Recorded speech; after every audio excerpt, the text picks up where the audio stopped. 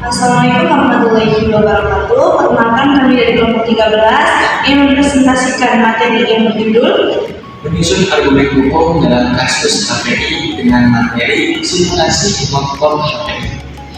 Sebelum ke materi, izinkan kami memperkenalkan diri dulu. Saya Dinda Zulfania dengan nomor NIM 248311054 dan rekan saya Siti Salman Nuralika dengan NIM 2483110027 dan rekan saya selanjutnya. Saya Isi Muhammad dengan NIM 2483110051. Selamat menyaksikan. Assalamualaikum warahmatullahi wabarakatuh. Perkenalkan, nama saya Dinda Zulfania dengan nomor NIM 24831100054. Nah, di sini saya dari kelompok 13. Yang akan saya bahas pada hari ini yaitu tentang apa itu hakim ketua, apa itu hakim anggota, apa itu advokat, apa itu panitera. Mungkin ada 4 poin yang akan saya bahas pada kesempatan ini. Jadi langsung saja yang mau dibahas pada kesempatan itu. Jadi materi yang pertama itu ada tentang hakim ketua. Jadi materi yang akan saya bahas pada kesempatan ini yang pertama itu ada hakim ketua. Jadi hakim ketua ini adalah hakim yang memimpin majelis hakim dalam persidangan pengadilan. Ia ini memiliki tanggung jawab untuk mengatur jalannya sidang dan memastikan proses peradilan berlangsung tertib dan sesuai prosedur hukum. Nah, hakim ketua ini juga berperan sebagai penentu arah musyawarah dalam majelis hakim saat mengambil keputusan. Dengan posisi ini, hakim ketua menjadi figur sentral yang memimpin pengadilan putusan dalam perkara yang sedang diperiksa. Yang kedua itu ada hakim anggota. Jadi hakim anggota ini adalah hakim yang menjadi bagian dari majelis hakim dan ditunjuk oleh ketua untuk berperan sebagai anggota dalam sidang pengadilan. Nah, hakim anggota ini membantu hakim dalam memeriksa, mengadili, memutus perkara. Meski tidak memimpin sidang, peran mereka ini sangat penting dalam memberikan pendapat hukum yang objektif serta kontribusi dalam musyawarah pengadilan keputusan. Jadi yang ketiga ini adalah advokat.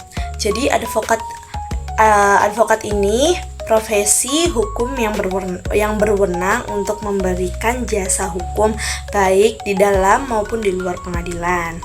Mereka ini bertugas memberikan konsultasi hukum, memberikan bantuan hukum, menjalankan kuasa, serta mewakili dan mendampingi dan membela kepentingan hukum klien, baik dalam proses mediasi maupun persidangan.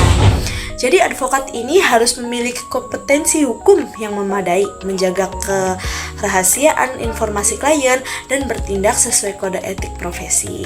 Nah, kunci utama untuk seseorang advokat ini adalah menjadi pembela hak-hak klien dengan keahlian dan integritas yang tinggi. Nah, yang terakhir itu ada panitera. Jadi panitera ini adalah pejabat pengadilan yang bertugas membantu hakim dalam melaksanakan fungsi administrasi keadilan. Jadi peran panitera ini meliputi mencatat dan mendokumentasi segala proses persidangan, mengelola berkas perkara, membantu memberitakan acara persidangan, hingga mendatangi salinan putusan yang memiliki kekuatan hukum. Tugasnya ini sangat penting dalam memastikan kelancaran administrasi dan proses peradilan berjalan sesuai ketentuan. Jadi panitera ini juga menjadi sumber informasi resmi tentang persidangan bagi para pihak yang terkait. Mungkin itu saja yang dapat saya sampaikan. Kurang-kurangnya mohon maaf. Wassalamualaikum warahmatullahi wabarakatuh. Akan dilanjutkan oleh teman saya, yaitu presentator kedua, yaitu Siti Salman Nuralika. Assalamualaikum warahmatullahi wabarakatuh. Saya Siti Salma Nur Alika dengan NIM 2483110027. Di sini saya akan melanjutkan materi dari presentator pertama, yaitu Dinda Ozafania.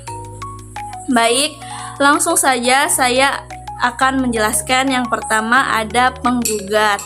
Penggugat ini adalah pihak yang merasa hak-haknya dirugikan dan mengajukan gugatan hukum terhadap pihak lain atau menuntut adanya pemenuhan hak atau pengakuan atas suatu perbuatan yang dianggap melawan hukum. Selanjutnya yang kedua ada tergugat. Tergugat adalah pihak yang dituntut haknya atau dituduh melakukan pelanggaran hukum oleh penggugat dalam sengketa yang melibatkan unsur asing antar negara. Tergugat dapat berkedudukan di negara yang berbeda dari penggugat. Selanjutnya yang ketiga ada pemohon. Nah, pemohon ini adalah pihak yang mengajukan permohonan atau gugatan hukum ke pengadilan untuk menyelesaikan permasalahan hukum. Adapun perbedaan antara penggugat dan pemohon. Jadi kalau penggugat itu mengajukan gugatan yang mengandung sengketa atau konflik antara dua pihak. Sedangkan pemohon adalah mengajukan permohonan yang bersifat sepihak dan bertujuan meminta ketetapan dari hakim sehingga mendapatkan kepastian hukum. Selanjutnya yang keempat adalah saksi.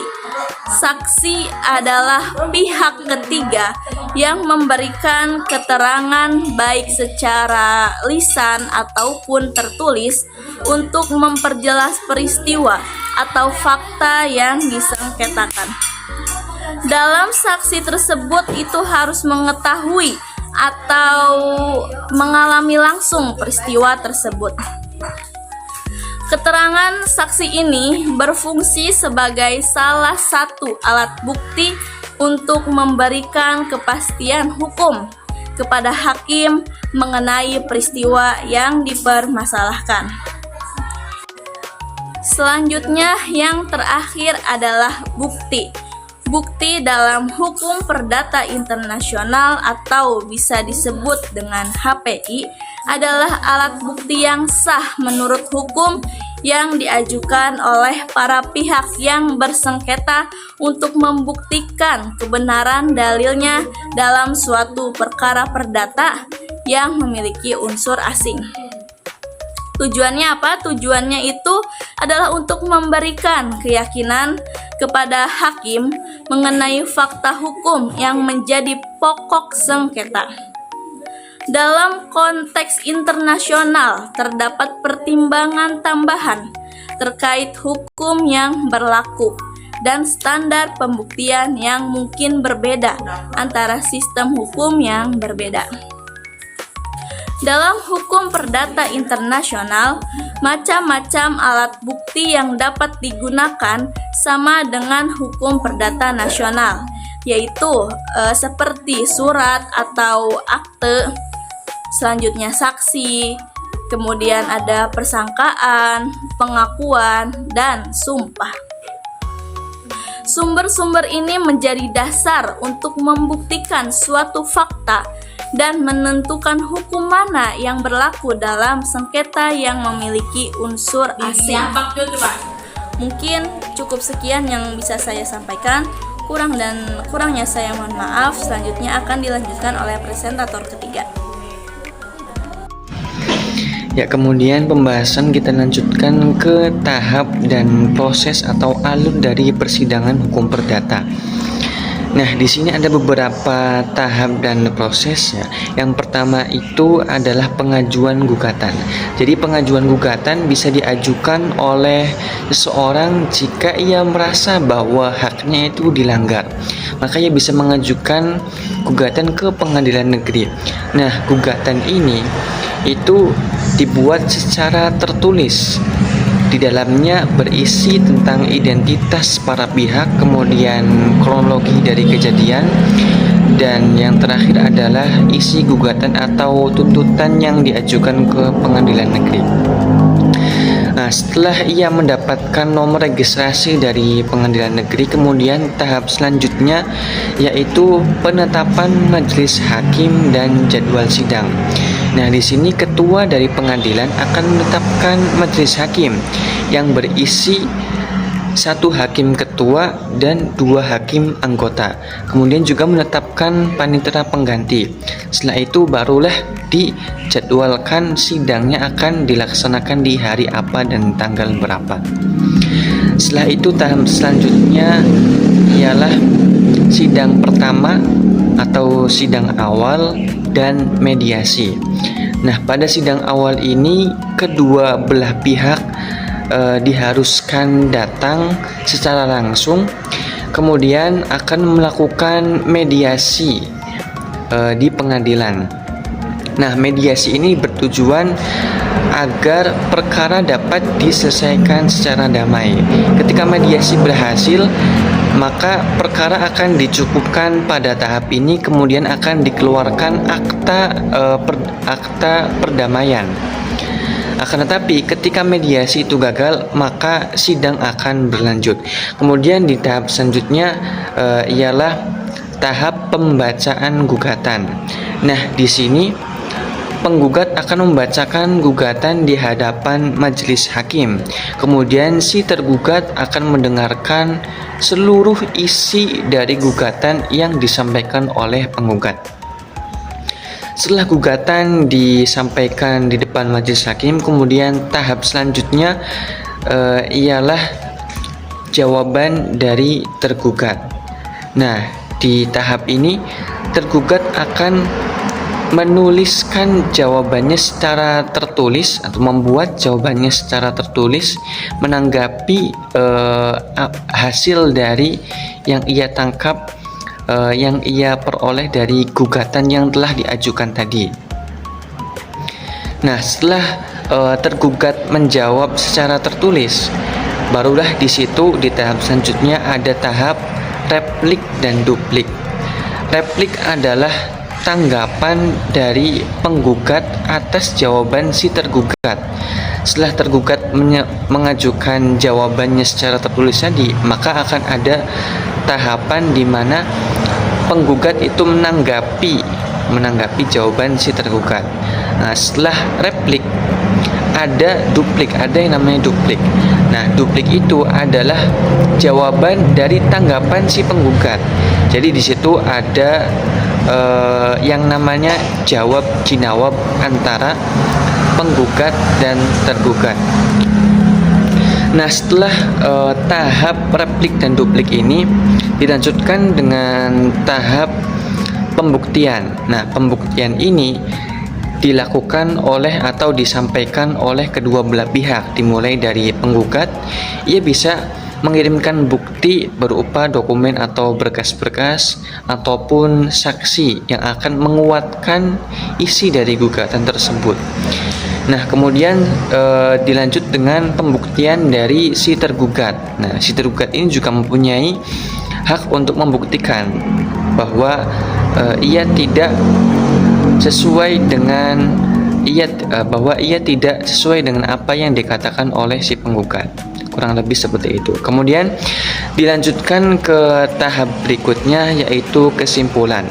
Nah, kesimpulan ini disampaikan oleh kedua belah pihak, dari pihak si penggugat dan juga dari pihak si tergugat, menyimpulkan hasil dari persidangan tersebut menurut dengan pandangan mereka sendiri.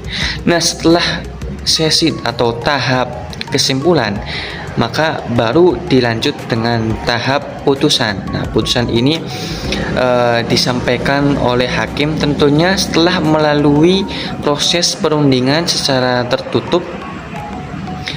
Kemudian putusan akan disampaikan dalam sidang, yang mana isinya itu bisa pengkabulan gugatan, penolakan atau tidak diterimanya gugatan. Ya, kemudian tahap terakhir adalah upaya hukum. Nah, ketika putusan hakim telah keluar dan dari kedua belah pihak ini masih ada yang kurang puas atas putusan tersebut, maka ia bisa mengajukan upaya hukum. Nah, upaya hukum ini berupa banding ke pengadilan tinggi, lalu kasasi ke Mahkamah Agung, dan terakhir peninjauan kembali jika masih ditemukan alasan yang kuat.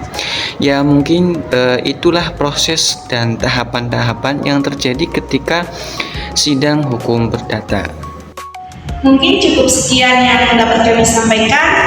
Kurang-kurangnya mohon maaf. Wassalamualaikum warahmatullahi wabarakatuh.